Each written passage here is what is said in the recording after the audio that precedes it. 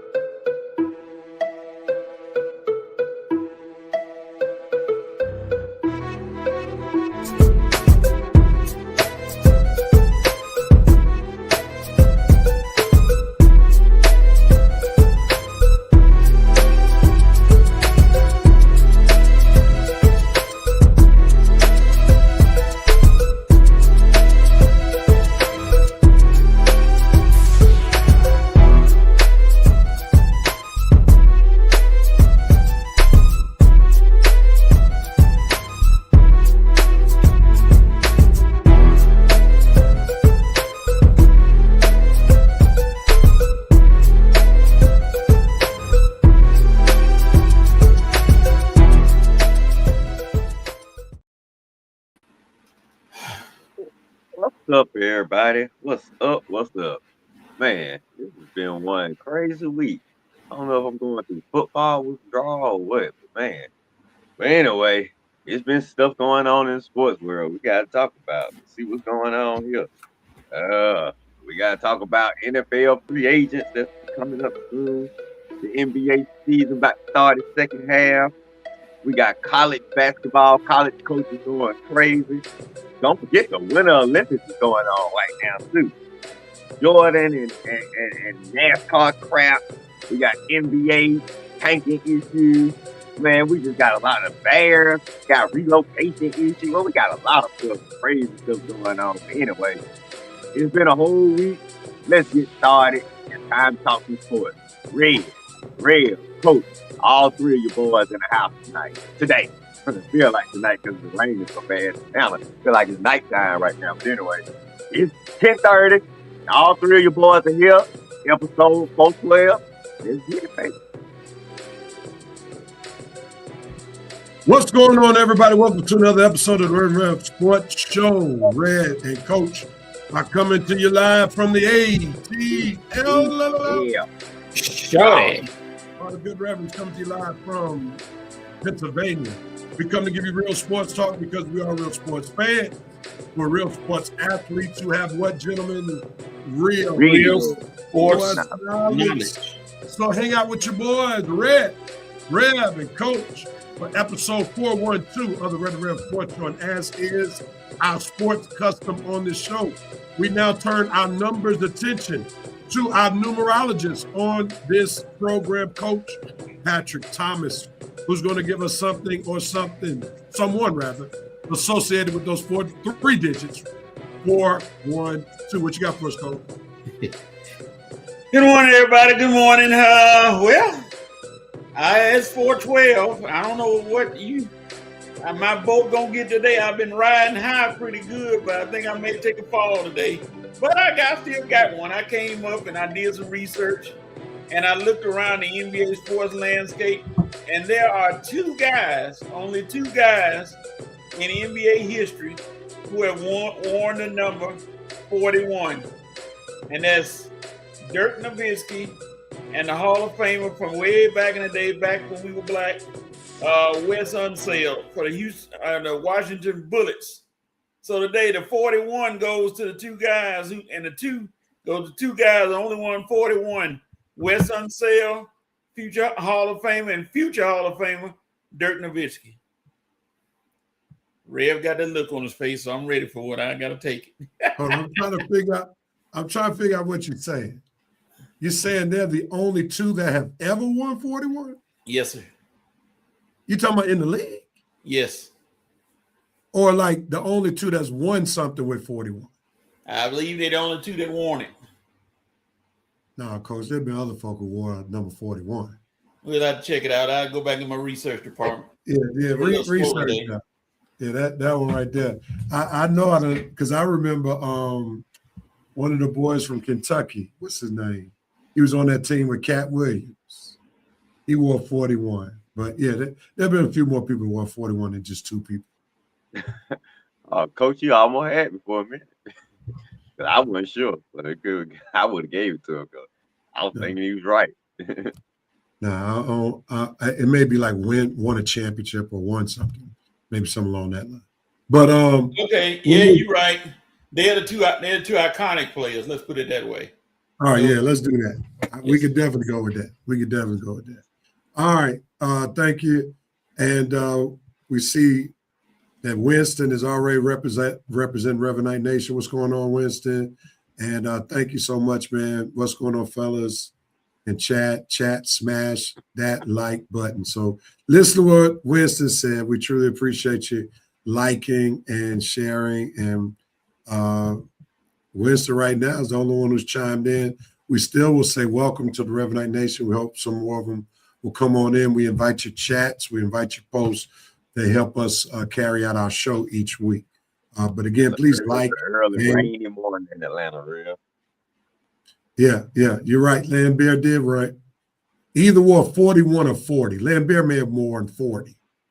Yep, he did. Yeah, Glenn Rice. Yeah, that's not Glenn Rice. I remember Glenn Rice won. Yeah, Glenn Rice won. Why I remember that. Yeah, he showed that. He won the ring, Coach, so you got to add him into that because he won with my Lakers. He wasn't the Glenn Rice that we knew when he was with your Lakers. He was a shell of himself at that time. Good enough. I mean, you didn't have to be that Glenn Rice when you got Shaq and Kobe. That's true. All right, let's move right on in, man. Let's get to a dope note, Cope, with our dope note and Cope moments for this week. I'll start with you, Red. What you got? My dope moment goes to the Seattle Seahawks. Once again, another team shows Moped Trump just how they feel about him. They said, nope, not going to the White House. Don't want to be celebrated by you. Don't want to be thought of by you. we are saying no to you, Mop Head Trump. Good job, Seahawks. Dope. Excellent. Absolutely excellent. Coach, what are you doping on, sir?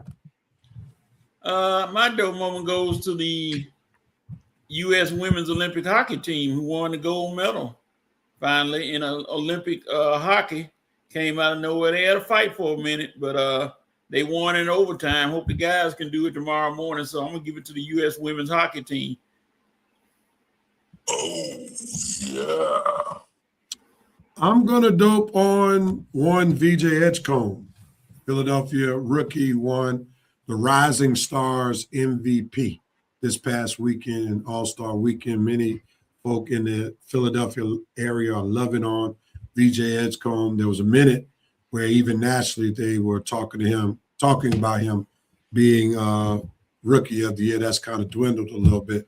But big ups to VJ for being named the Rising Star MVP. Winning. All right, Coach, what are you noping on? My note moment goes to the Portland Trailblazers. Portland. Last time I checked, they've been talking about this tanking and everything. We'll get to that later, but you all gave up 157 points. 157 points in a game, in a regulation game, not overtime, a regulation game. What kind of defense y'all playing? A 1-1-1 or a 2-1-1 or whatever? I don't know what y'all were doing out there, but you gave up 157 points. You lost by 53. Come on, y'all. You're an NBA team. I wouldn't be allowed to be on the court or want to be a coach playing like that. So my note goes to the Portland Trailblazers. That was terrible. Wow.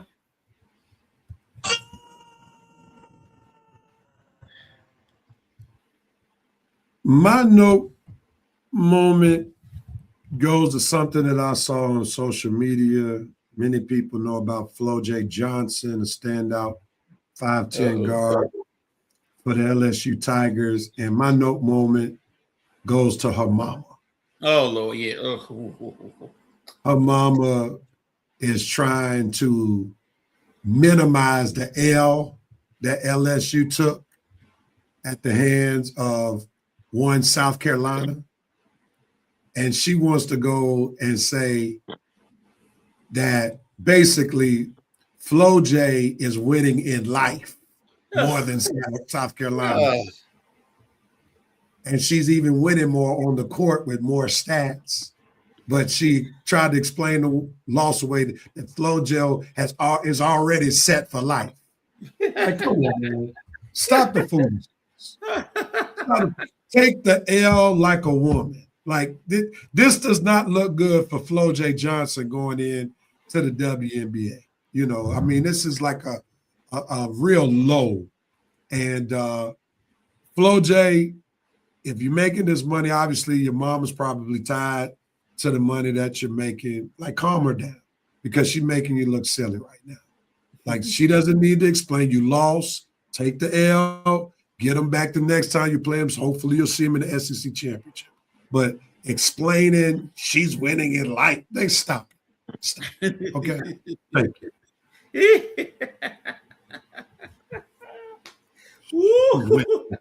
Winning in life. Stop it. Good one, real. Good. I didn't even know where you go. I didn't even know you were going with it, but yeah. Red, you need about 12 no's. Yeah, man. I mean, it's just sickening. Red, what you noping on, man? Yeah, I feel these parents trying to live off these kids, man. That Joe Jackson effect, man. Anyway, who I'm noping on? I'm noping on ESPN NBA reporter David Dennis Jr. David, dude, I like you, man. You seem to be a solid NBA reporter for ESPN. But if you're going to play a game of horse with Mo Williams, and shout out to Mo Williams, head coach at one of the HBCUs, if you're going to play a game of horse with Mo Williams, dude, you got to play better than you did. Mo Williams made 5 or 6 shots on you. You made 1. Then he started turning around, throwing it backwards on you, making shots like that, and you had nothing. don't call the man out, David Dennis. If you gonna perform like that, if you can't shoot, just say you can't shoot. I would have never challenged Mo to a contest because I know he would have beat me silly. But you sitting up there acting like you were gonna compete with him, got your butt straight whooped and making all us light-skinned brothers look bad. So David Dennis, nope to you this week. Nope. Dope to your father, David Dennis Sr., a civil rights activist. Learned a lot about him this week. But nope to the son, David Dennis Jr. Nope to you, your basketball skills suck. Don't touch no basketball again on ESPN. You hear me, David? Done. All right. As we get ready to go into the last segment of Dope, Nope, and Cope, Reverend Knight Nation, if you haven't already done so, feel free to put in your Dope, Nope, and Copes. We're coming to you in just a moment. I'm coping with the fact, I'm coping with the fact that the New York Knicks are not truly an NBA championship contender. It seems like every time they play the Detroit Pistons, they add another chapter to the book, Who's Your Daddy? Because, I mean, the Pistons were just spanking them left and right. They were down 2 bigs, Jalen Duren and Isaiah Stewart, and they still smacked up the New York Knicks in Madison Square Garden. Like, y'all won the cup, but that cup is not going to run over to the NBA championship. So I got to cope with the fact there's going to be a lot of unhappy New Yorkers by the end of this NBA season. That was a good one, Real. That was a good one. Real, what are you coping with? Said, slap you silly. Like, I got to go back and get that comment you just said, Real. What are you coping with? Oh, it's on me. What am I coping with? Well, I guess I stay with what Real talking about. Now, he coping with the Knicks. Let me cope with my Lakers, man. Oh my God. Lakers. How do you continue to blow these huge leads in games and always have to struggle to the end to get these victories? Lord have mercy, you was up on about 20 on the Clippers last night. And I blinked my eye, it's a tie game. I blinked my eye again, they up by 2. Lord, thankfully we had some clutch baskets last night by Luka and Austin, and I have no idea where LeBron was or what LeBron was doing last night. And doggone it, you almost blew the game at the end, LeBron. Oh, thank God Nicholas Batum missed that shot, or we'd be going into overtime. So, Lakers, I know you're one of the best clutch teams in the NBA, but good Lord, do you have to turn every game into a clutch game, no matter who you're playing? Come on now.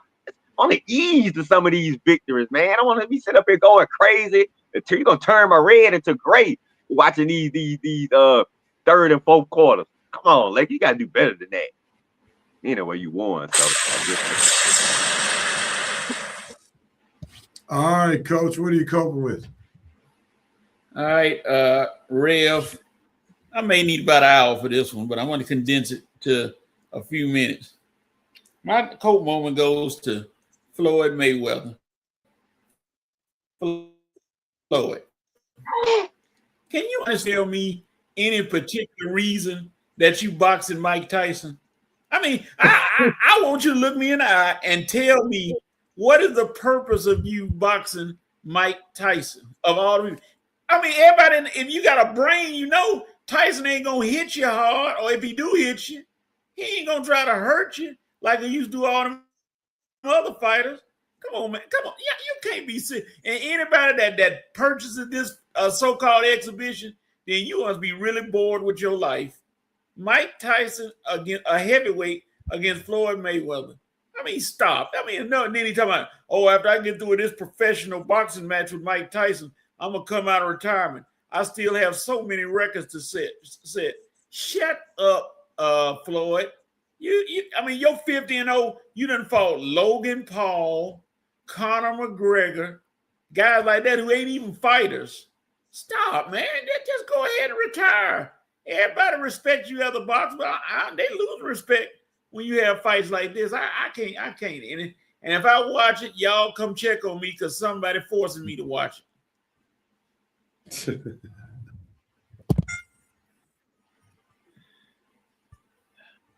All right. You have heard our dope, nope, and copes. Now we turn our attention to Revanite Nation. Seems like Winston is holding it down by itself today. Okay. Yeah, Lambier, and then he switched to 40. Okay, I got you. He's doping on Austin Reeves, has the highest, what's that percentage? Anybody know what TS means? TS, percentage of a guard in NBA history. Give us what TS means, Winston. Nope, Michael Jordan. Say more. He's coping with the woman's speed skater who got kicked in the face and almost blinded. Wow. Yeah, that blade caught her. I'm like, oh. So, Coach, you've been watching the Winter Olympics, huh? Yes, sir. I mean, I have to watch. Even when they had the controversial goat on the course running up behind the skaters when they were skiing, they had a goat on the course. They had a dog on the course, big old husky, and they had some good action. The hockey game's been real interesting. I'm a hockey fan, so I watch hockey. And they've been real good to watch them shootouts. Now, the USA, only thing I hate for the USA, I'm going to miss that game tomorrow, so I got to watch the highlights because it's at 8:10 in the morning. That's church time, so can't watch them. So, unfortunately, that's the time over there in Italy. So, I guess they'll have the highlights somewhere along the line during the day, so it'll be all right. I'll get to watch it then. All right. I have not watched 1 second of the Winter Olympics. I've been watching a little too, Real. They a lot of times I don't know what I'm watching, but the competition seems pretty good. The skiing competition. The going up in. I don't know how they do it, man. Go down them hills. I know I couldn't do it.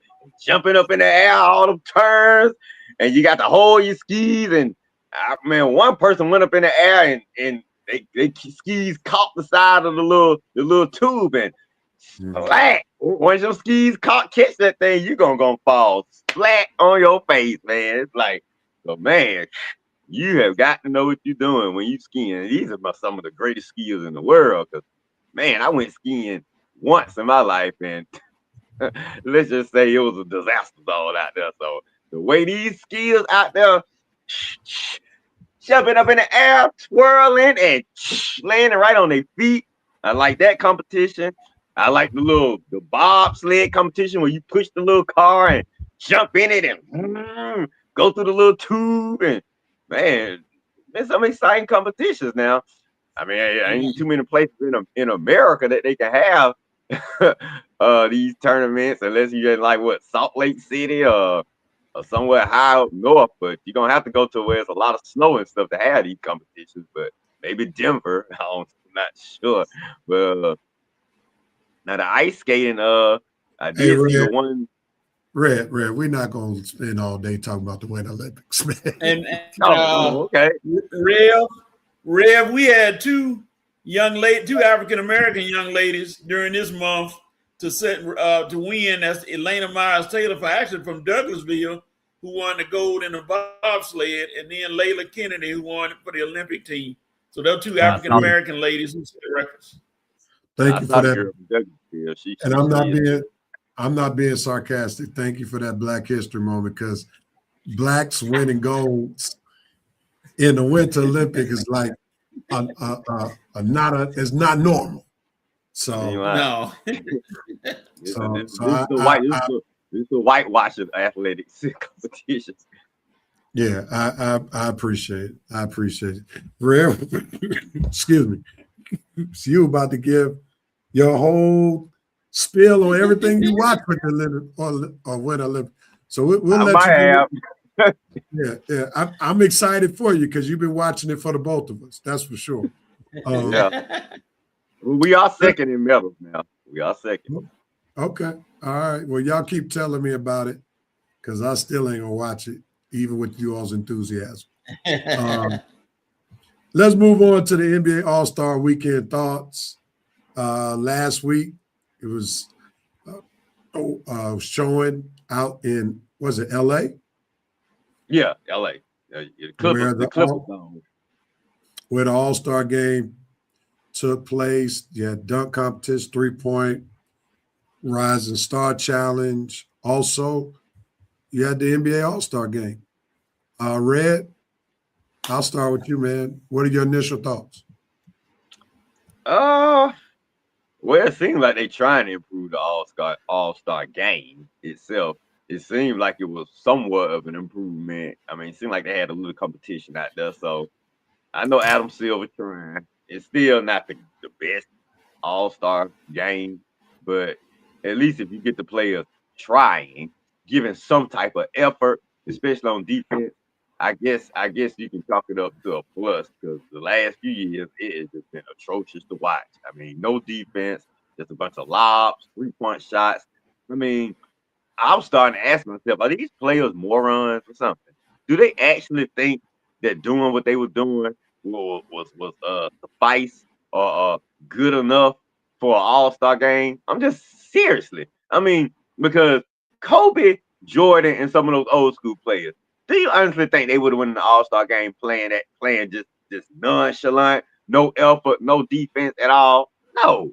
They're gonna give some effort. The old school guys are gonna give some effort. So I don't know if this is just the LeBron era of athletes or whatnot, that just the load management, but whatever it is, you're gonna ruin the NBA. Maybe not now, but a few years, 20 years from now, you guys keep doing this, you're gonna ruin the NBA. So I suggest you guys better put a cork in this load management crap on the court and even in festivities like the NBA All-Star. You guys get paid a lump sum of money, a whole lot of money, so much that you can have all this drama going off the court with your baby mamas and side pieces. No, if you're gonna deal with that, then you're gonna have to come on the court and compete.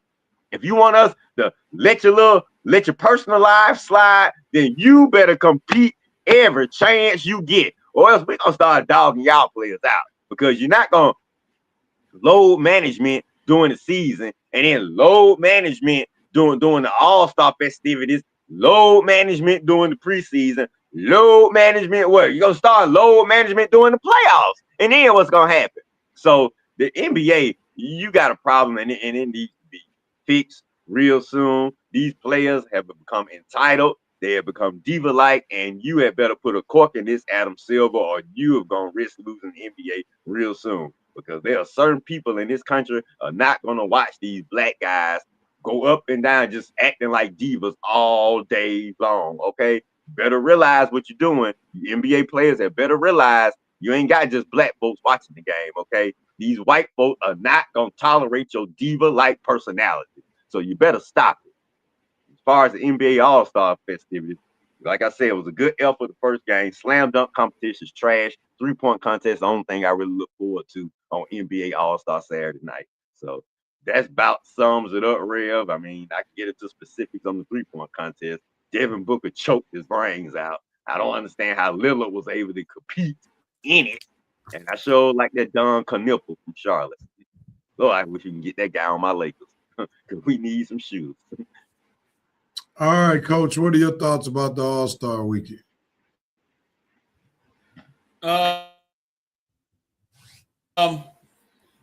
The game was a little better because they changed it up and made them actually play.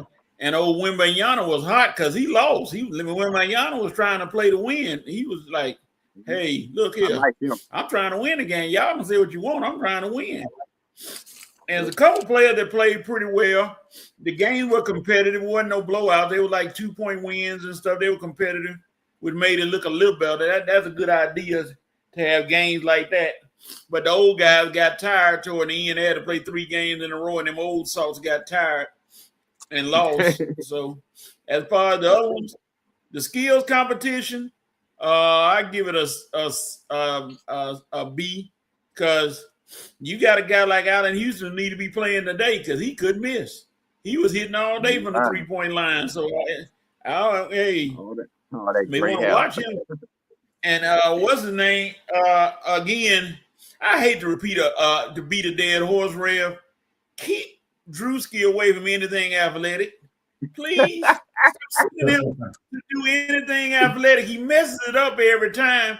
All he had to do was throw the ball to the guy to shoot the ball. He throwing balls in the stands. Got people in the front row ducking because he can't make a simple pass. The 3-point contest, B plus. It was a good shootout. Damian Lillard, I don't know how he got to compete, but anyway, he won. And the dunk contest, D. Those guys, what happened to the old school guys who scared to get in the contest because they think they're going to lose? Moving on. All right. Let me give Ho. What's up, Ho? Good morning. Fresh out the barber's chair. Happy birthday, Vincent Woodruff. Again, yeah. Happy birthday, Mr. VP. Glad that you're able to celebrate another year of life. And he already gave us the Q Lunits later on. So what's up? Hold on right quick, Coach. Sorry. Good morning, Harry. Glad to have you. So glad to have you today. Go ahead, Coach.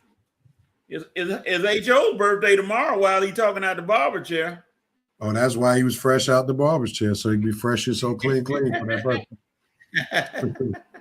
But let me go give my comments real quickly. To be honest, I missed the All-Star game because I didn't realize it came on at 5 and not 8. And that was like an early time for it.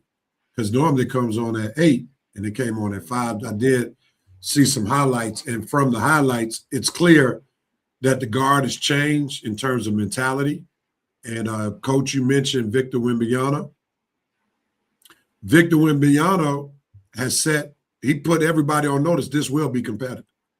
Mm-hmm. And typically the attitude towards the game is based on the ones who are the top players in the league. And I think Victor said, I'm one of those guys now. Yep. And we're beyond the LeBron James era who turned it into an entertainment show. Because that's one of the things LeBron did that I'm not excited about, that basically he took the competition angle out of it and just turned it into a highlight show. And one of the things that made the NBA All-Star game what it used to be, especially when we were younger, was the fact that they competed. Like the fact that they would make highlights based on competition, people defending, and that just showed the greatness of these players when they can make these highlights against other All-Stars while these All-Stars are playing them hard. So that's what made the All-Star game what it was. So big ups to Victor Wembanyama, bringing back a spirit of competition. You can tell he's obviously well respected. And I think Victor Wembanyama in his own way, when you put this whole world versus Team USA concept together, he's like, I'm trying to beat USA at some point. Couldn't get him in the Olympics, so I'll get him now. So I don't know how long this format will work. We do have a lot of stars that are part of the world, so it may last for a while. But what they did this year was much better than last year, the last few years. Now, you guys, can I help y'all real quickly with the Damian Lillard situation? Yes, please. All right, now y'all keep talking about, I don't know how Damian Lillard was able to participate. He wasn't an all-star. He just participated in an event. He's still on a roster. And everybody who's shooting and dunking, they're not all-stars. They just compete. So he's still on the NBA roster. He was healthy enough to shoot, so he had that right to shoot. Then he should be healthy enough to play. No, come on, man. You and I both know there's a difference between moving from rack to rack and running laterally and getting hit and all that kind of stuff. So that's a difference. We know he can play a good game of horse right now. Yeah. But we don't know if he can sustain playing in a game, because we saw what that looked like with KD. Cost Golden State a championship, but he came back too quickly, and that's how Kawhi Leonard won that championship with the Raptors. So you got to be careful with those kind of things. But it just shows how great of a shooter Damian Lillard is. Not to have played, going against guys who have been playing all year long. Devin Booker, one of the best sharpshooters in the league, and he still comes out and wins. That shows you the competitive gene that Damian Lillard has. And big ups to him. And I would say overall, it was a good all-star weekend for the NBA. It was better than previous all-star weekends by far. All right, now at the all-star game, there were some questions brought forth to the commissioner about NBA tanking. So I'm going to ask the panel, is there really an issue with tanking? If there is, what is it? And then also, if you have a remedy, what's the remedy to it? Who wants at it first? Okay. I was gonna get Coach the flow, but you want me to go first, I'll go. Do I think it's a huge issue? I mean, look, if your team's sorry, you're sorry. I'm saying it's kind of hard to prove how sorry you truly are. But now, when you send players that should be playing or are healthy enough to play and you send them, that's an issue. That's my only issue. Look, fans come out to see the big-time players play. I don't care what your record is. If you healthy, you better get out on that court and play. I don't care if it's the first game of the season. I don't care if it's the last game of the season. People pay good NBA. Regular folks pay hard, work hard, and you spend a hard-earned money to come out there and see the NBA stars perform. Now, if you are an NBA star, if you're not healthy, you have an obligation to be out on that court playing. If you consider yourself an NBA star, if you making NBA star money, you better have your on that court every game that you're healthy. If you're not healthy, I ain't got no problem. People get injured. I don't care about. I mean, if you're injured, you can't play, fine. You sit out. If you can play, if your legs are working, get your out on that court and show and get them fans what they pay to see. That is my only issue with the tanking. I mean, if you can't play and your team just sorry and you just get beat by what coach say, 50 points, then that's just what it is. I mean, I hope the fans know how sorry you are so they won't spend money to come see you play. But how do we fix it? Teams from just blatantly tanking like some of these teams have been accused of this season, Rev. I think Indiana, I think Brooklyn, I think a lot of other teams have been fine so far. But how do we fix it? I made a simple suggestion last week. Simple.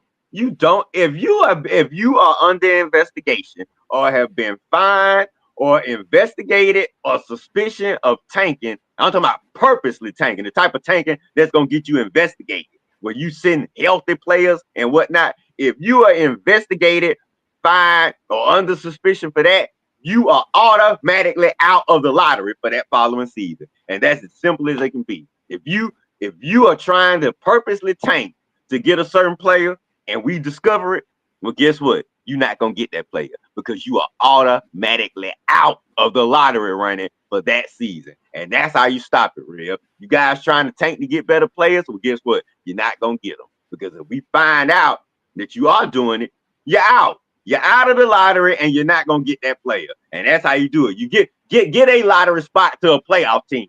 And now we're going to see if you're going to keep tanking now. Because if you tank, your lottery spot might go to a playoff team. And you want that?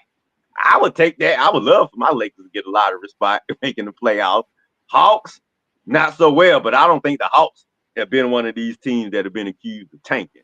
But like I say, Rev, you want to stop this, you have got to punish these teams that are under suspicion, under investigation, and have been proven to be purposely tanking. You take that lottery pick away from them.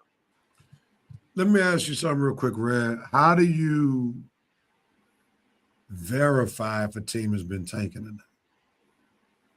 That's a good question. I mean, you probably gonna have to, like I say, Adam Silver gonna have to leave it to his investigators. I'm saying, I'm not. If you don't find anything, then you can't punish them. But if you find them to be purposely sitting healthy players, taking players out when they're healthy during games, when you can still be playing, it's probably gonna be tough to prove, real. But if you can prove it, you out. All right. I'm gonna go to Hold. He got an interesting situation. I heard something along this line this week. He says, I have a solution for NBA tanking. 3 worst records automatically eliminated from lottery. You get picks 15, 16, and 17. And whoever wins the championship, they get into the lottery by default. Oh, that I don't know if that's gonna work now. Coach, I what's mean, your thought? if you 3 of the worst teams, number one, I need that to work in the Hawks' favor. It's just so I don't need that working because the Hawks are depending on one of these lottery picks from one of these sorry teams. So, Well, hold on, Randy. Let's see if Coach got something for it. What you got for it, Coach? Man, please. It's kind of hard. It's kind of hard to determine if a team tanking. But good Lord, that game with Denver and Portland, that looked like a tank game. If anybody want to look from the outside looking in, you losing a game as an NBA team by 51, and just 2 days ago you scored 135 points. Okay, something not right with that picture. Don't look the optics don't look right. Well, Portland, tanking is hard to prove now. I don't think you're just gonna make the last 3 teams suffer. They might be just that bad. Like for instance, and I may need some counseling for this one. The Sacramento Kings, where my boy is suffering with the Kings who have nothing, and they are legitimately bad. They're not tanking, they just bad. They lost their 2 of their best players for the year, and then another player went down, and they just bad. So you can't really punish them for being bad just because they finished last. That's kind of hard to figure out. But some of these teams have a built-in excuse, like with Indiana, you got Halliburton out there, their main card. They still shouldn't be that bad, but that's a big. He runs the ship, and he's gone. He hadn't played this year. And then Boston will make everybody look bad, I guess, because Boston will say, well, we lost Jason Tatum and we winning. So, but they got good players. So it's kind of hard to prove to me how if somebody legit tanking. But I guess somebody would have to sit there and watch a game and see guys go down and just jack up any kind of shot. Or if they shoot all 3-pointers for a quarter or something like that, you can tell then, I guess, if you're looking at hard. But it's kind of a gray area. So I don't know what a actual solution is. It's going to be just tough to find one. Well, I mean, there are some cases where it's undeniable. They are undeniably tanking. For instance, the Wizards. They trade for Trae Young and basically told Trae, you're not playing for the rest of the year. They traded DeBrow, Anthony Davis. He's supposed to be out for a period of time. He's going to be out for the year. They did those trades in part because they didn't want these guys to play because they're trying to keep their top 8 protected pick. And I think that's where the NBA may have to start intervening, where these picks, if you're going to trade, you got to trade the pick, not no top 15, lottery protected, all of that stuff, because that right there is just not healthy long term. Because you're seeing a team like Washington, they're doing their best to stay under 8 so that they can keep their pick, because if they get past 8, then their pick goes to someone else. And that incentivized thinking. Now, see, Real, there's no guarantee they're going to get him. There's still no guarantee they're going to get within that top 8, though. They could still fall out of it, and then now you're looking stupid. And if I know that's your plan, if I know that's what you're trying to do, see, now, because see, what you just said, we can literally prove they're tanking, right? If you listen to you, In that say you an situation, investigator. I mean, Okay. I give you another example with the Utah Jazz. They were up by like double digits, and then they benched their starters and never put them back in the game for the rest of the game. See, right there. those are examples of taking. The problem is that the NBA is going to fall into a problem with is the fact that there are no real standards that are written to dictate what tanking looks like. And because of that, the NBA will have to be careful taking away draft picks and things of that nature, because those type of owners who got a lot of money, they'll wind up trying to sue the NBA because they're Well, trying that's what I'm to. saying. You would have to do a due diligent investigation. But if you do the investigation and you come up with what you came up with, like, wait a minute, you guys set 5 players who were healthy. What was the reason for that? And you don't give me a good reason, boom, guilty. You are guilty. And now Utah, you out the lottery. Washington, I find you guilty of what you're doing. You out the lottery. But I'm saying stuff that you can blatantly see, like you just sitting there watching and saying, yeah, it look like these 2 guys tanking. So now I'm gonna put my investigators on them 2 teams. And if it come back the same thing with what somebody who just blatantly watching comes back with, if you come back with some type of proof that you think those 2 teams are tanking, when it was warrant an investigation because we saw something that didn't look right, I got y'all y'all out. Yeah. Well, they would have to have something in writing, because that's the kind of stuff that gets you sued by NBA owners. That's what I'm saying. That's why I wouldn't just say you out. I'm going to investigate first. I'm going to send my investigators down there. We're going to do a diligent investigation. And if they come back with something, then I got calls. Okay. Rev. Yep. Rev. I forgot, and I'm remiss. I forgot. This doesn't have anything to do with tanking, but it has. I guess it kind of sort of. When David Dennis actually looked in a camera with his own mouth and said that they should abolish the draft and that college players should come into the league as free agents, I said, you have got to be out of your complete mind. Oh yeah, here come AJ not Edgecombe. Here come what's his name? Somebody like Darius Akoff from Arkansas. Oh wow, I better go to San Antonio. They look like the best team. Let me go to them and help them out. Or here come another, the boy from Kansas. Wow, I'm a free agent. Man, let me go to Oklahoma City. They got the best team. Man, the sorry team won't get nothing. And I'm like, where did he come up with that idea from?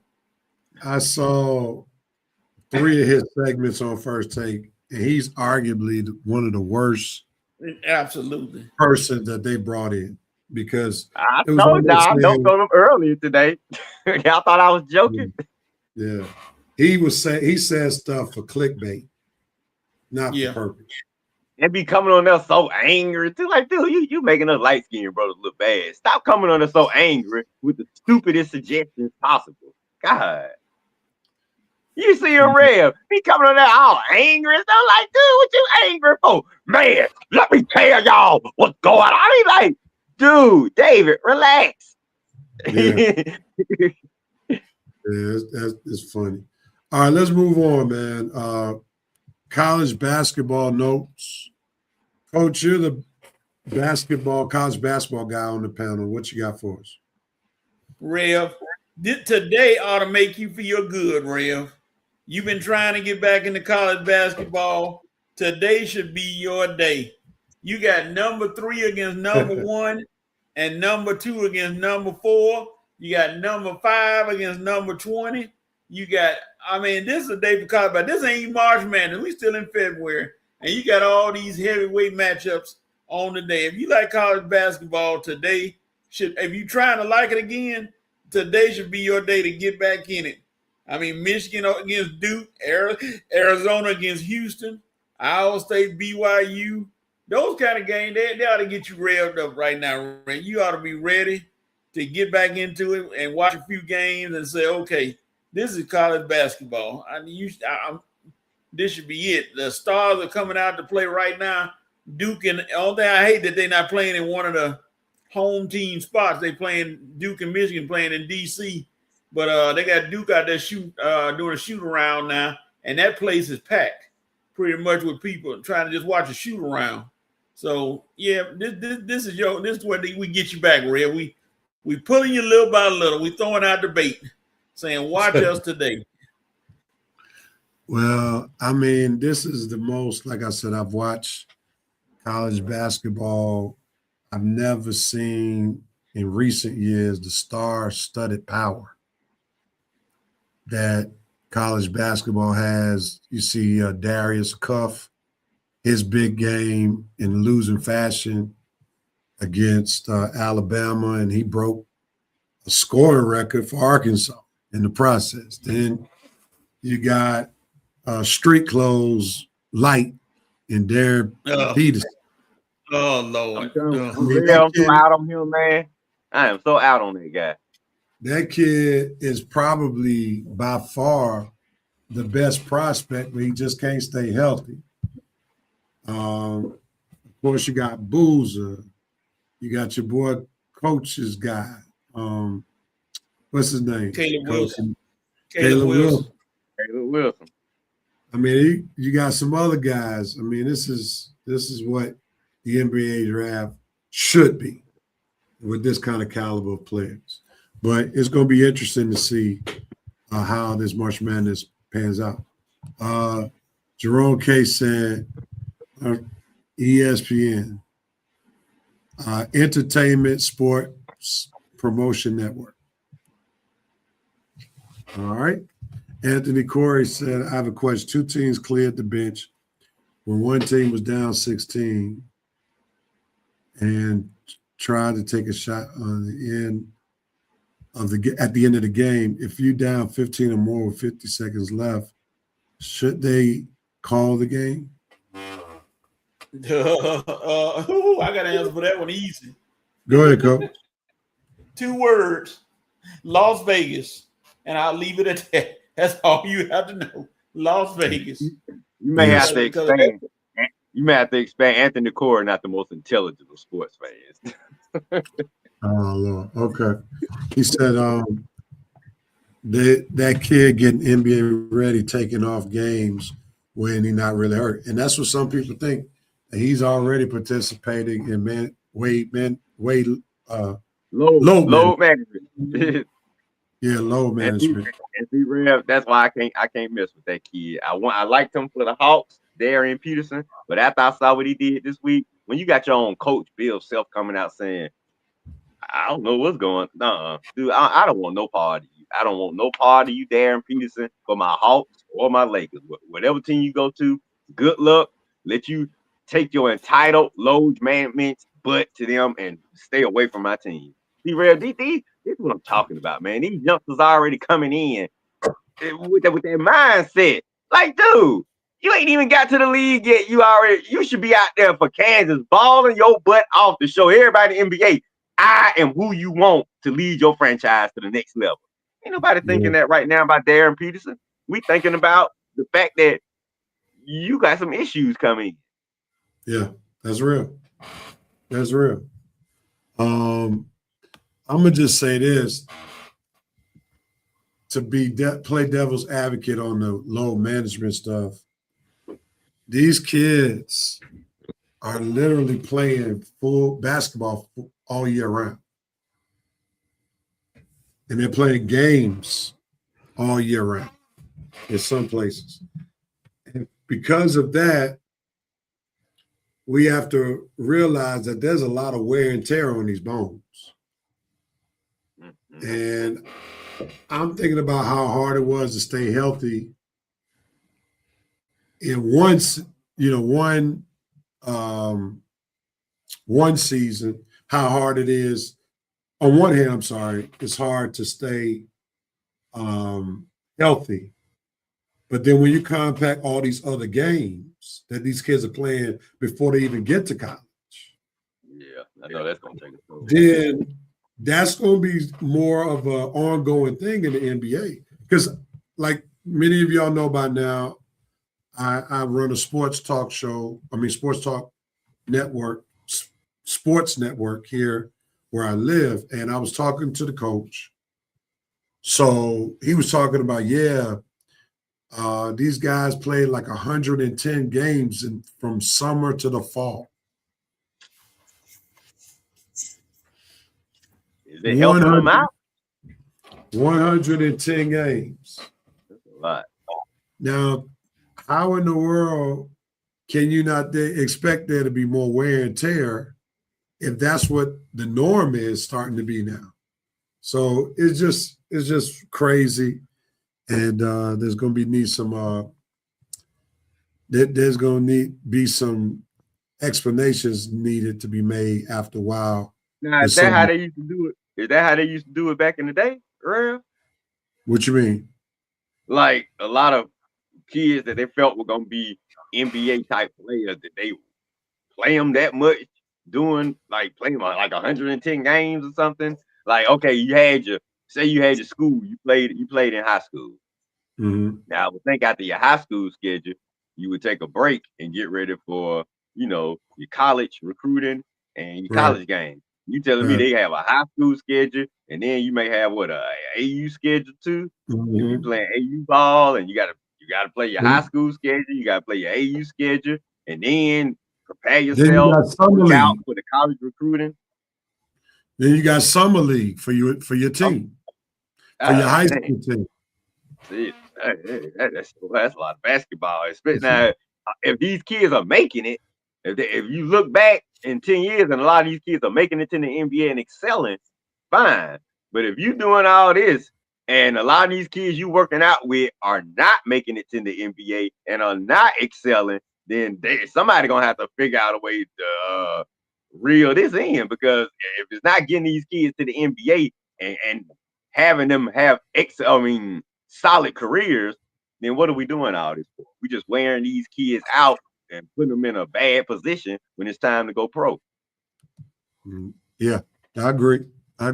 Winston said persons need to hold a press conference, release a statement on social media, because right now, if it looks like your heart is in the game, money can't buy love of the game. That's for sure. Vincent, so this Jerome case said, I don't think it's just low management. The kid is trying not to get hurt, and it's going to work too. The NBA will not shy away from him. He's taking a different path to his professional career. Let him cook. Get him, coach. Young man, Mr. Peterson, here's the only problem I got with your situation.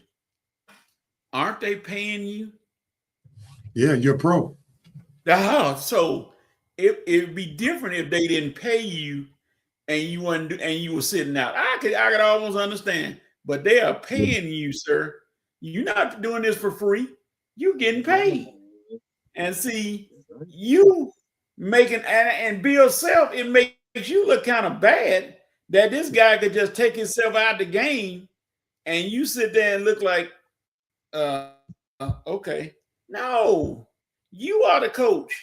I mean, there's a way you can systematically say, okay, Kansas have been getting leads on teams and they've been getting ahead of teams. Rest time. Come on, he can come out then. He don't have to play. He don't have to play the whole game every game now. That's not what they're trying to do. But for you to do this all year, every time you look up, I can't play. I got a sore toenail. I can't play. My finger hurt. Stuff like that's not basketball. That's not good etiquette. You are getting paid to play, and for you to say the team ain't gonna shy away from him, oh no, there already been talks of teams saying, how can we trust him when he get in the league? He may feel the same way and may try to do the same thing. They're already shying away from him, and it's not looking good for him. Without a doubt, he's the most talented player I've seen when he plays. Oh my gosh, he can get off a shot on anybody. Anybody, he can outplay most of anybody in the league. But you're not gonna get your way every time. Like, Today you come to the court, look at the court. The court look a little raggedy. I don't want to play tonight. Stuff like that. No, sir.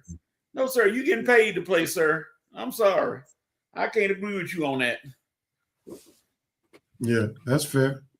Yeah, coach, I'm with you, man. Like I say, I'm already. I was on them at first. I was on them for about a month, and then I started hearing some of this stuff. Like, and then after what he pulled this week with Bill Self, I'm done. I don't even want to go further with this kid. And if he has a good NBA career, I will be shocked. But I give him credit. But right now, with the path you on, DP, dude, I just don't see, because like Coach said, if you go into the league, if you already got this mindset now, how is it gonna get better if you got this mindset now at what, 18, 19? So what, your mindset is gonna improve as you start making more money, as you start getting more access and more noticeability. Dude, I'm telling you right now, Coach, he is gonna love everything about the NBA that don't have nothing to do with playing on the court.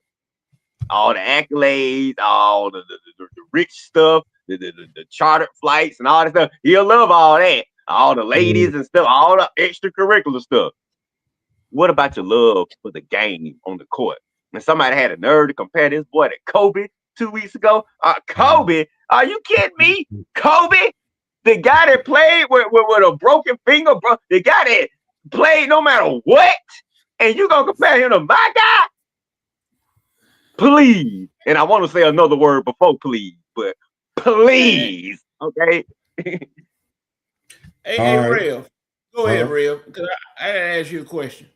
Jerome K said again, the NBA is not going to shy away from that kid. Trust me, let's see wherever he goes on draft night, top 3.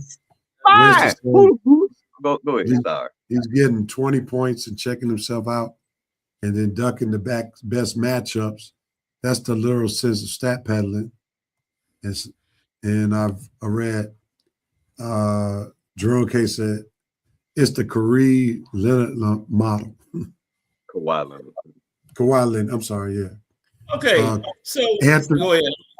Anthony said, I forget his name, but I remember the guy from Georgia who was drafted by the Kings and pitched fit.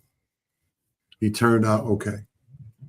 Okay. Oh, okay. So he turned out okay. That means what? We don't have to worry about Darren Peterson. You guys are giving these horrible examples, man. None of this has to do with DP. Come on, man. We're gonna give some examples. Give some good examples. Hold up. So, how does he think his teammates feel? Right. I don't know if he don't cares care about them. Yeah, he don't care about his team. That's something they trying to win a national championship.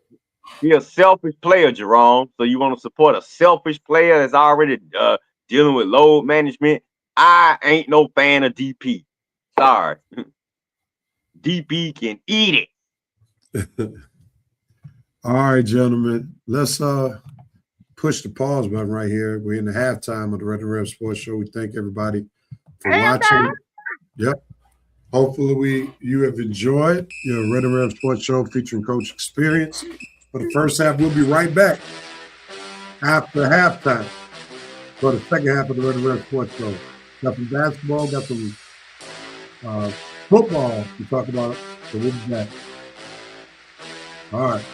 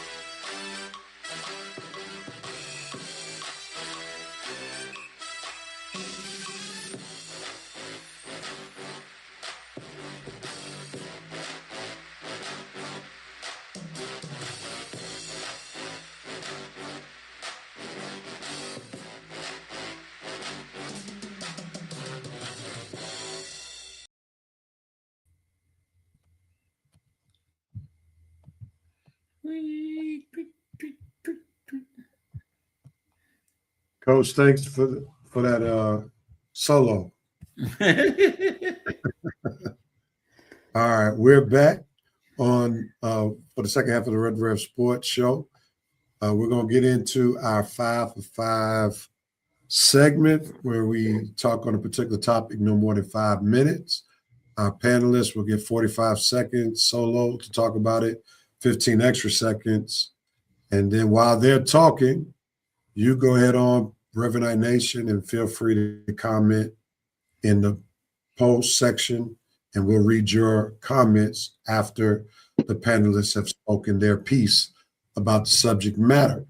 We have already been given our cue from our vice president who's celebrating his birthday, Mr. Vincent Happy Woodruff, birthday. the vice president. So we're going to go ahead on and we're going to dedicate this Lunas to the birthday boy who always says, Q Lunas. So this one is for you, Mr. VP. Fellow Piper. All right, let's do it. 5 for 5. First topic at hand. Tyreek Hill gets cut by the Miami Dolphins. And now, will it make sense for him to go back and play with the Kansas City Chiefs, who he helped win their first championship before they released him and he went with the Miami Dolphins? Or traded him, and went with the Miami Dolphins. Red, what you got? Of course so. But first, we're going to have to take a few hits.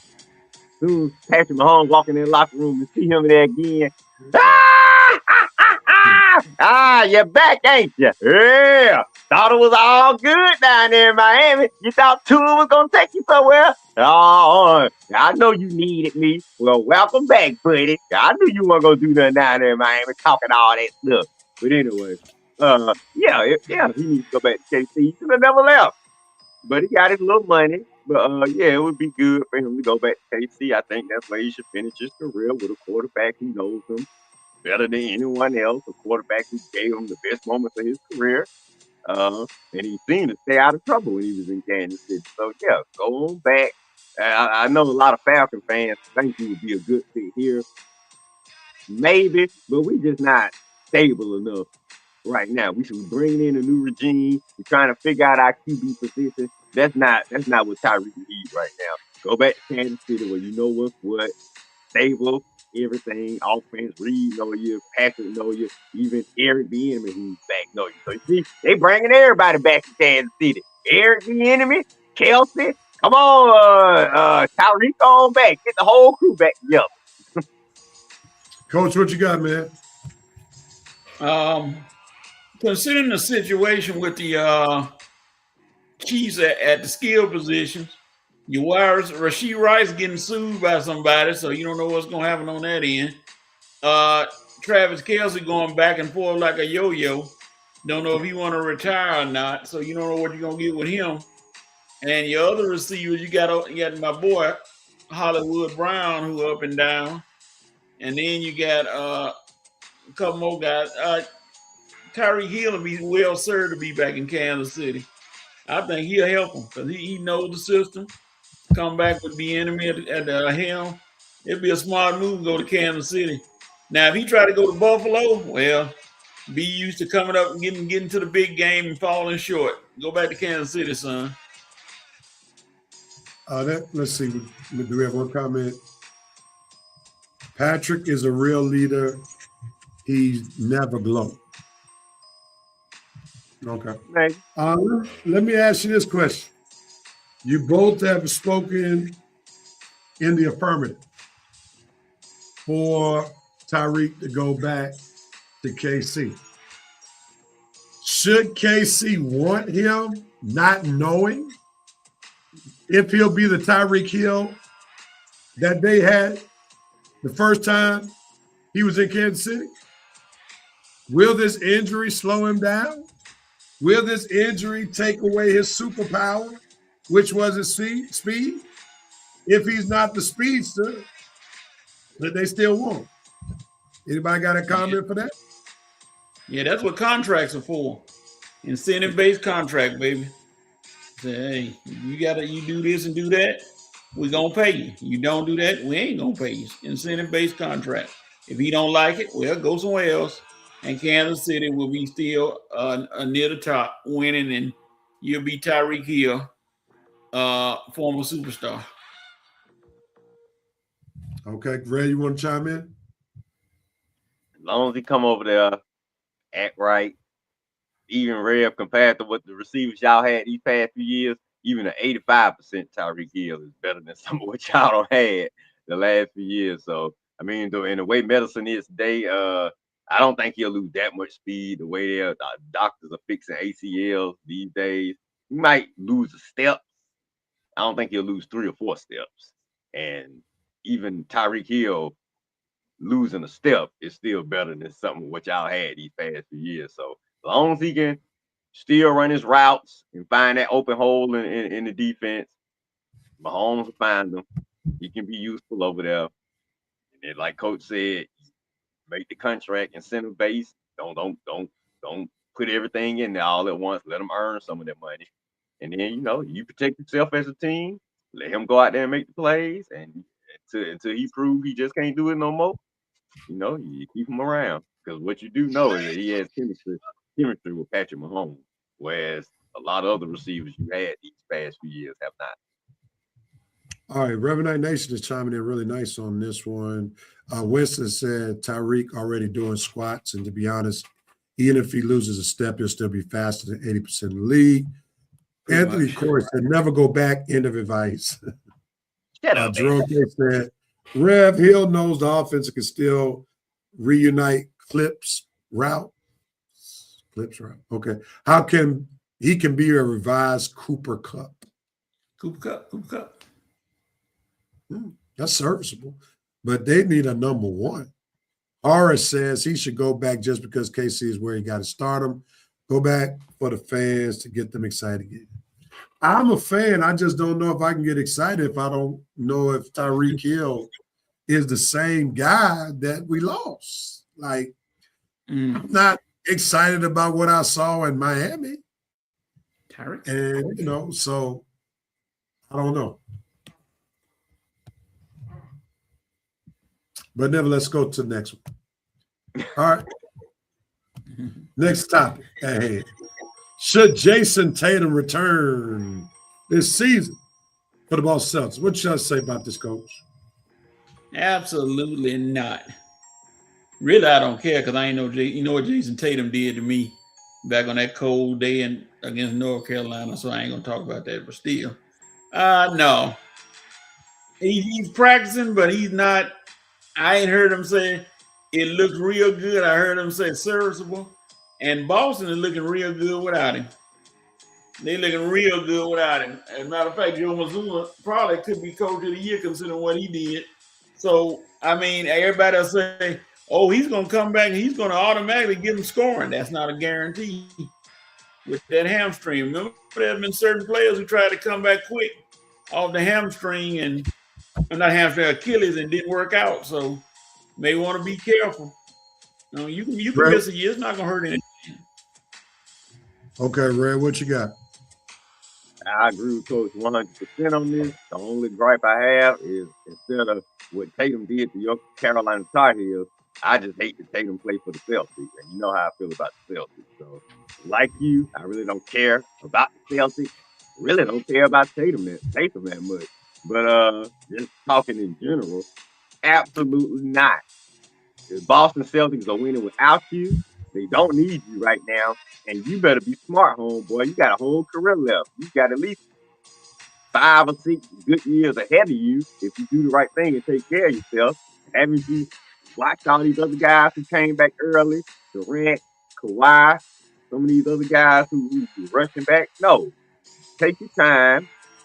Get 100% healthy.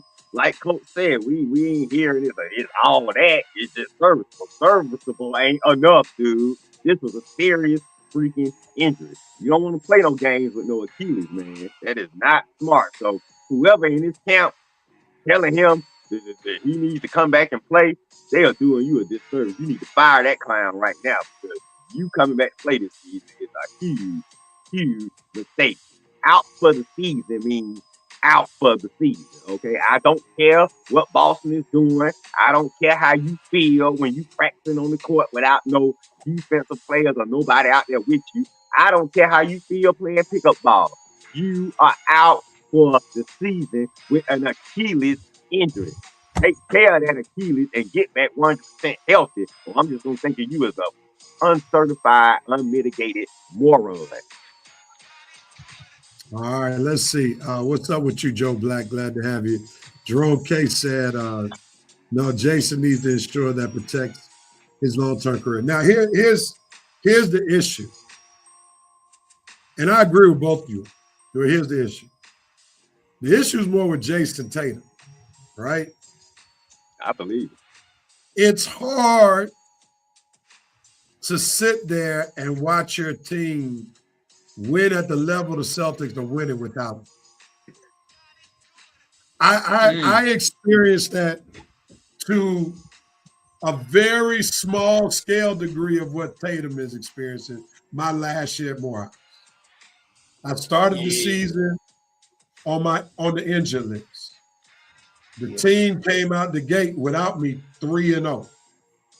So basically, there was the thought, are we going to be fine just without Mike? And that played with my psyche. That played with my psyche.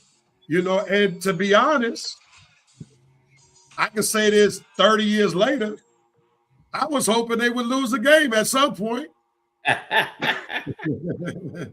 Because I don't now, want Real, who y'all playing? Were y'all playing a tough competition or just a couple of cupcakes? Well, no, we were playing some out-of-conference competition at the time, and, you know, it was decent competition. So they weren't playing cupcakes. But, you know, eventually by the time I came back, it was clear that they needed me, right? So Jason Tatum, I'm sure is like, look, this wasn't expected that they're like the second highest seed in the East. Right. And I thought they were playing. As a contender without me, and I'm supposed to be one of the top guys in the league. So that's really messing with his psyche. And here it is. He would probably try to come back. He would like to come back early, risk injury to not give them the chance to win a championship without him. Then to sit out the year for them to prove or show they can win the championship without him. I don't think they're going to win a championship. They are playing much better than we anticipated. I mean, I never would have thought they'd be, top 3 in the East without Tatum.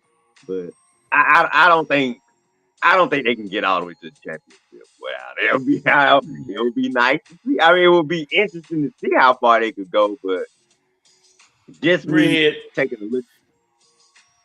What's up, Coach? Red, you falling victim to Rev's Logic 101. That he gonna bring that logic in there and destroy every kind of theory we got. He did it again.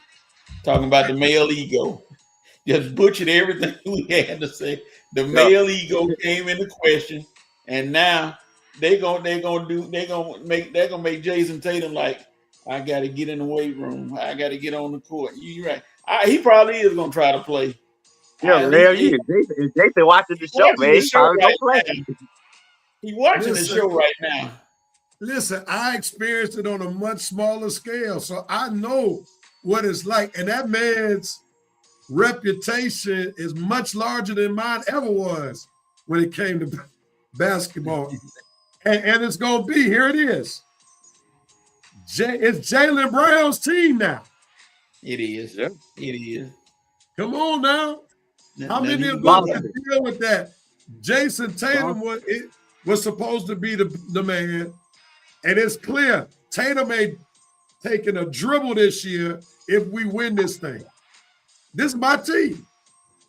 Yep. Real, let me say, Boston 36-19, second place in the East without Tatum.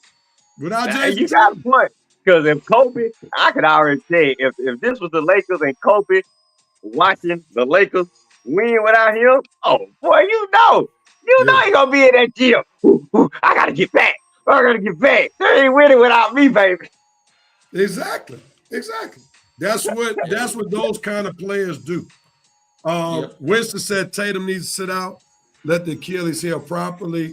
Him rushing back signals he's scared of Brown taking over the team, even though Brown is better.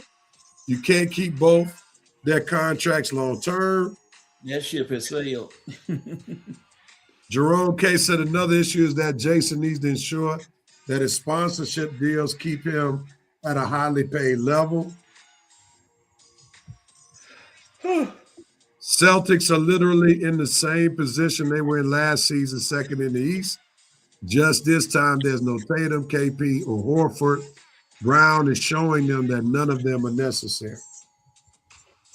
See, that's the kind of stuff.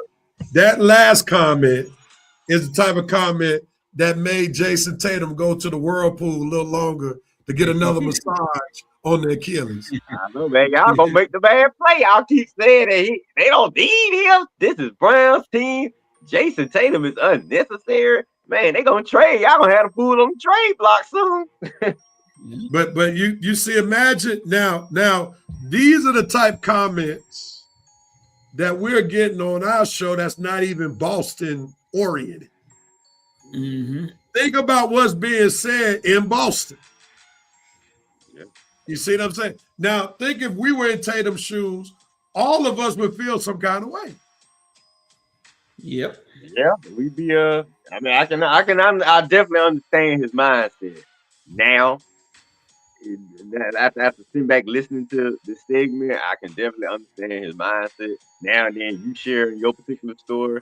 So yeah, we see where you're coming from, Tatum. But hey, you gotta be smart, man.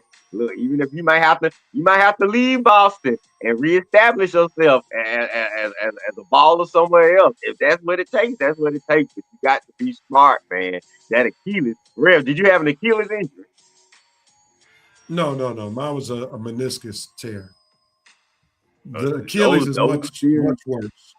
Yeah, much worse. But yeah, Achilles, man, you have got to be careful, Tatum. Like I say, I understand. You might have to just take the heat with Jaylen Brown getting all the praise. And you're gonna have to maybe prove yourself. But look, at least you'll be able to play to prove yourself. You come back and mess that Achilles up, man. No matter how much praise Brown gets, you're gonna be the GOAT because you can't even help him now because you don't re-injure yourself. And now it's gonna be you're gonna definitely be gone from Boston. It really will be Brown's team then. So you just gotta be smart. I know, yeah, Rev. I know it's a tough mindset to be in. I can definitely understand that mind. I understand the mindset. It's tough. Let me say this.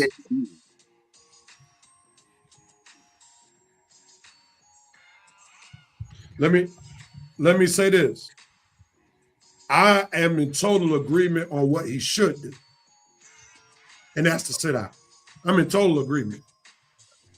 I'm just making the argument from his mental perspective. I can see why he might think different. Yeah. But I'm they don't with really you have that. Yeah. They don't really have. It's just Brown leading the show because I can't even tell you who else on the team.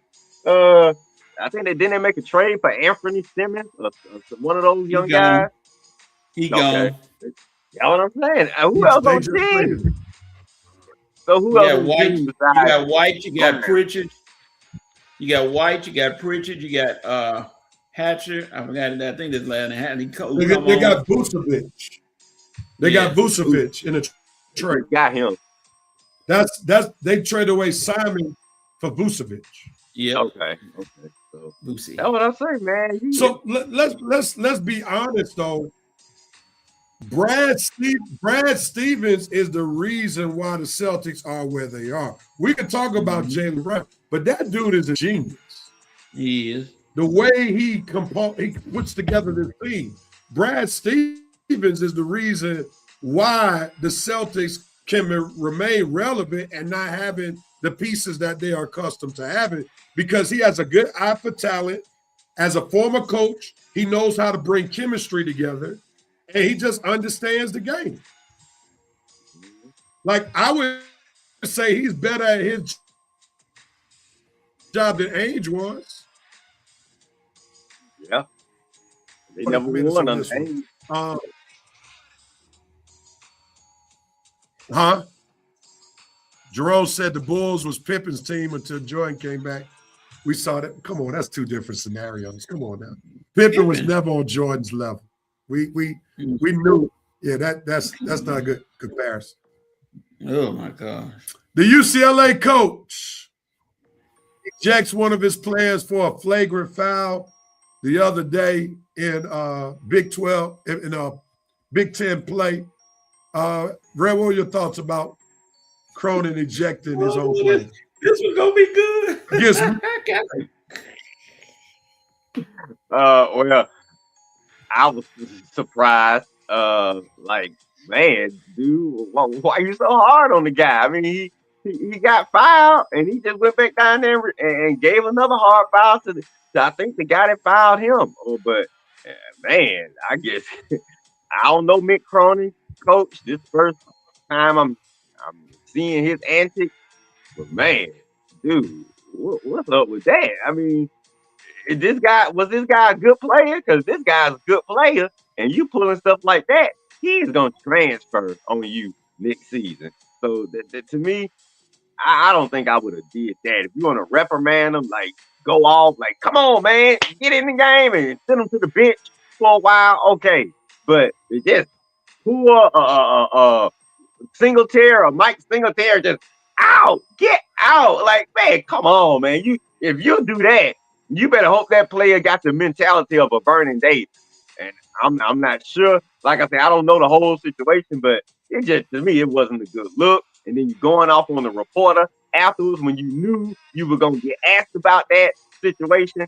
Mick Cronin, dude, who you trying to be? The next Bobby Knight? Well, you got to win to do moves like that now. And last time I checked, UCLA haven't won anything lately, and definitely haven't won anything with you.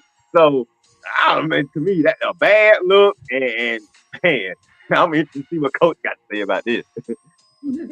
Coach, what you got, man? Say full screen, Real. Because all I got to do is say one thing. Stay full screen. Because I want to see your face. Because, Rev, you know who this is. You know who will pull this off. Otis. Oh, yeah. I guarantee you. He What you talking about, John? Coach Otis? Yeah, God rest his soul, man. God rest his soul. Yeah. You know he would do that. That's the first thing I thought about. I thought about you. I said, yeah, he'll pull somebody out and then walk them all the way to the locker room. Well, let me tell everybody. He was my JV football coach too. He was my high school basketball coach at Mays High School in Atlanta, Georgia. So that's who Coach is referring to.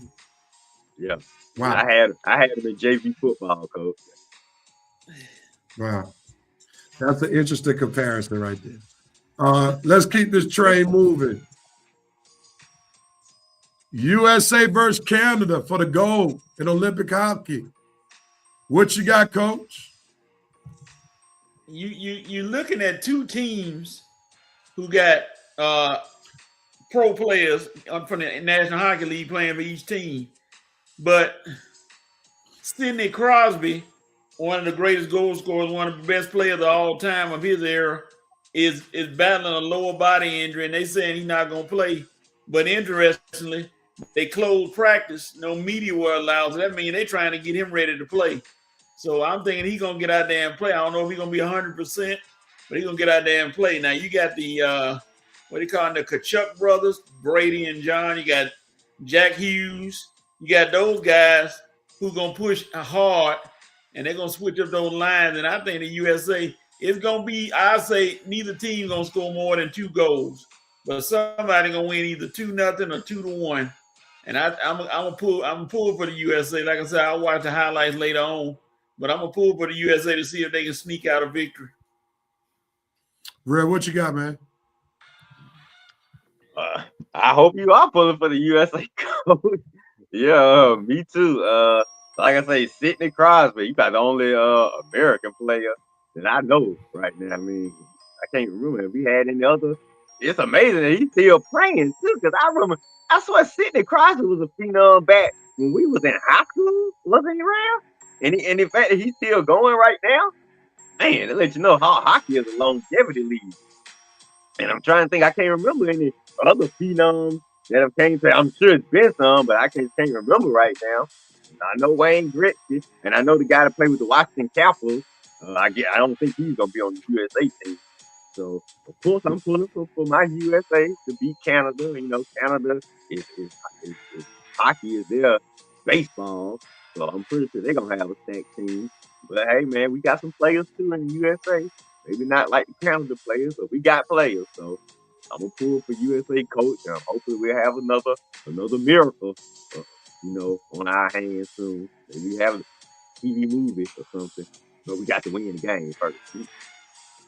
Let me go back. I missed some comments from the last conversation. Actually, it was back to Tatum. Jerome said other people's money may be talking to Tatum. He's a brand, and they may want him on the court. I hope he can outlast his sponsors. Winston, on the Cronin situation, Cronin setting a tone for his team. What will be accepted, what won't. I think Cronin thought the foul was worse than what it was, but he couldn't backtrack on it. Jerome said Mick came back out and apologized because he looked like a fool once he saw the tape. Always back your player, and the player needs to transfer. Mick can lose the locker room over this, and he might lose his job, especially since they're not winning. I ain't gonna say they not winning, because currently in the bracketology they got a number 12 seed. So I ain't gonna say they got blown out a couple of times. Like the last two games haven't been good. Yeah, so he still I think they're like 17-9, something like that. His conference record might not be that good, but they got him currently in the tournament. So I don't know. This might put him out. But like I said, your team may turn on you. Like, if he'll do that to him, what he'll do to me? Things like that. So, Right. Yeah, now, how you gonna recruit players? How you gonna recruit players that see that video right there? I mean, if I'm a high school senior, I can tell you right now, you the last person I'm trying to play for, man. After I just saw that. Yeah, I agree with that. Last topic. Who would ever thought we'd be talking about the Bears possibly leaving Chi-Town to going to Indiana, the state where Michael Jackson was born? Indiana wins a college football championship, and now will they be luring one of the most prestigious franchises in NFL football away from Illinois? What says you, Red? Hey, man, I thought Indiana already had a team. I wonder what the Colts think about this right now. The Bears moving in on their turf. Man, and what's going on with the Bears? You mean ain't nowhere else? I thought Chicago was a big city. There's nowhere else in Chicago you can find to put a stadium. Nowhere in the Illinois area. Nowhere in the suburb of Chicago that you can find for the stadium. How the world they got two baseball teams there with stadiums all over, but you can't find an area in Chicago to build a Bear stadium. Real, this is ridiculous, man. I blame the state of Illinois, the city of Chicago, lawmakers and officials for this blunder right here.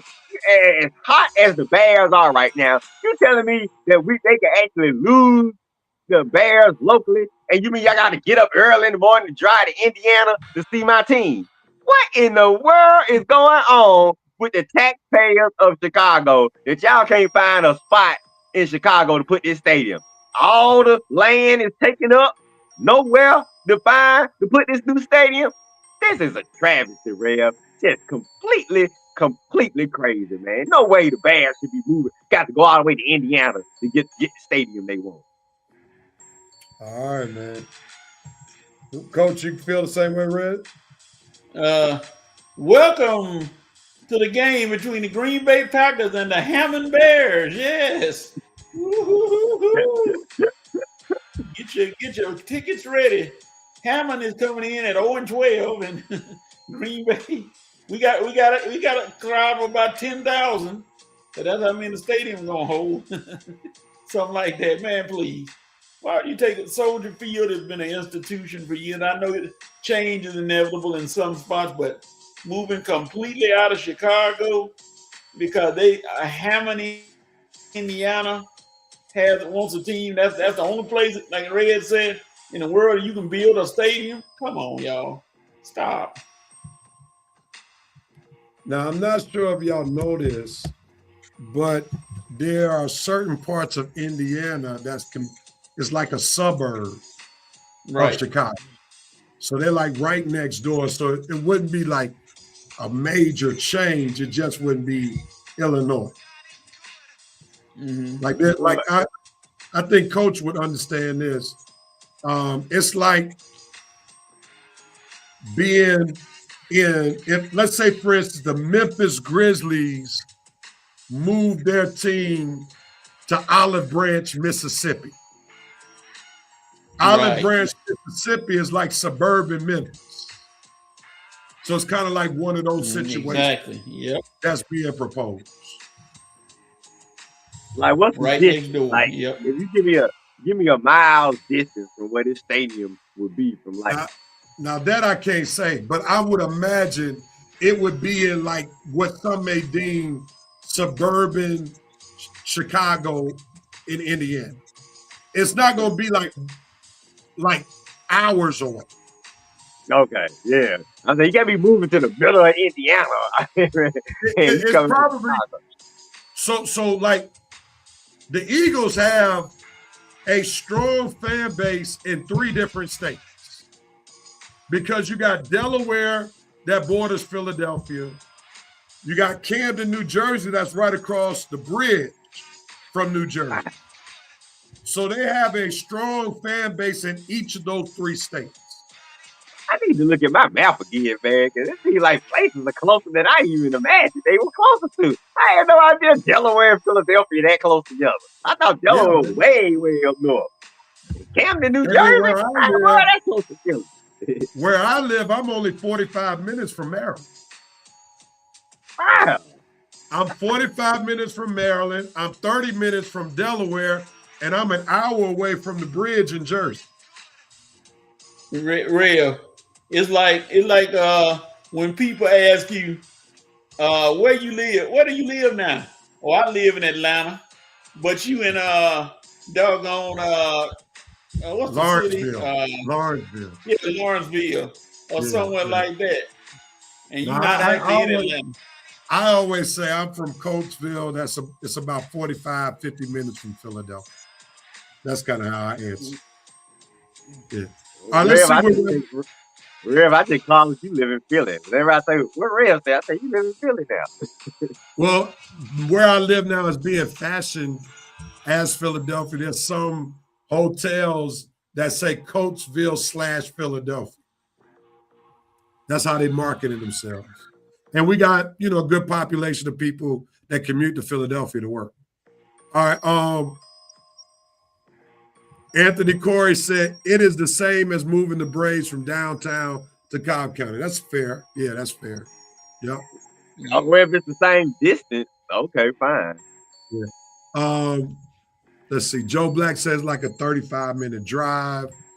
Jerome K said, Red, this is called chess. The Bears are not leaving Chicago, just like the Falcons didn't leave for Shamley Tucker. That's a leverage move. We'll see. Jerome also said, Rev, the proposed new Indian location. Indian location. We got the 8 Jerome. Yeah. Reported to be 2 hours away from the current stadium. I could be wrong. That's wrong. I just can't. Now, you may be right. I don't know it. I can't see that going down. Joe Black said, Read, a lot of people work in Philly live in Delaware because of no state tax. That's facts. I'm looking to get some property in Delaware myself so that I could take full advantage of not having to pay any state tax. So there's no tax on anything in Delaware. So me and my mother, when we came here, we went to Delaware to get all our electronics and furniture because there's no tax. That was smart. Now in Pennsylvania, there's no tax on clothes. Oh, okay. Yeah. Joe Black said 28.7 miles. Okay. Depending upon if that's interstate miles, that's like a 30-minute drive. If it's not just interstate miles, that can be 45, 50 minutes. So All right, it's Yeah. 28 miles away from Indiana to Chicago. That ain't bad. That ain't bad. I mean, that's what the stadium's gonna be. 28 miles, not bad. So that's like having the stadium in Atlanta in like Dunwoody from Atlanta. Yeah. Or Decatur, way like, or I say out there with what's that mall and Lithonia? Yeah, Stonecrest. Stonecrest, yeah, that's it. Yeah, for sure. All right, gentlemen. Well, we've come to the end of 5 for 5, and we've come to the end of the road for this episode. Jerome Case, I stand corrected. The proposed stadium site in Hammond, Indiana is approximately 60 to 20 miles away from the Bears' current home at Soldier Field. Yeah, they can't go too far from their base. Wow, that's not bad at all. Okay. Yeah, Bears trying to leverage Chicago into paying majority of the stadium costs. And that's how you do it when you get a state that needs professional sports, needs something to boost their economy. You bring them on in to try to persuade the place where you are. If y'all don't do this, then we gonna bounce. You know, that's how they do it. The whole politics, I get it. The Jags will be further away next year in Orlando. I didn't know that. Well, I was saying the Jags moving to Orlando. What you talking about? Wow. I didn't know that. Joe, you just trying to start us up. You think the Jags only listening to you right now? What you talking about Orlando? Look at real. Look at Joe trying to play politics on our show. All right, Red, we'll start with you. Who has the right to do what, when, where, and how as we close this episode? All right, WNBA player, you got a right to listen to us. Y'all had better get whatever deal y'all trying to get done. You better hurry and get it done, because y'all are gonna find out just how relevant you really are. Do you understand? There are plenty of events coming up this year. I think we got the World Cup coming up. We got the basketball tournament coming up, not to mention the NFL and baseball. So y'all keep on playing games with this CBA. I keep telling y'all, sometimes you might have to eat a little bit just to get the way you want. You guys are thriving right now as far as popularity. You don't want to lose that by being unavailable now. So striking is not what you want. What'd you say, Coach? I called. Oh, sorry. Striking is not what you want to do.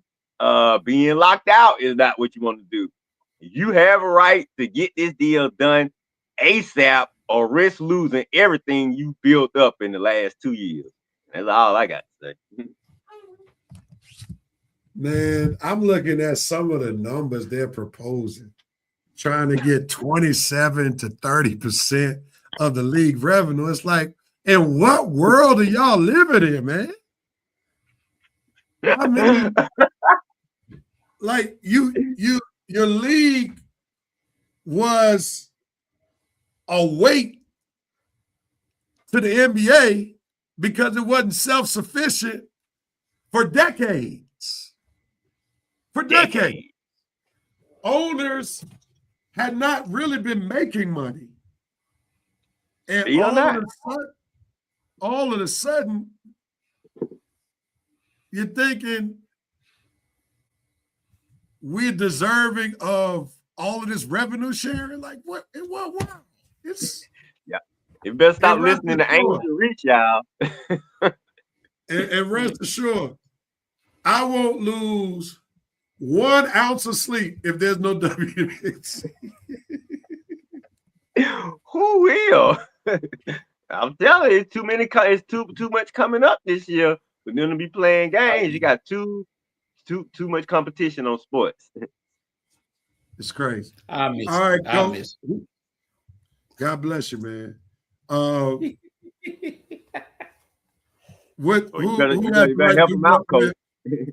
has the right to do what, when, where, and how, Coach? College basketball. Red FC wants to try to come back. Today is your day. Please try to have some good games where the final score is 85 to 85-2 or something like that. Some good competitive college basketball game. Rev might watch today. He ain't saying he ain't guaranteeing he's gonna watch.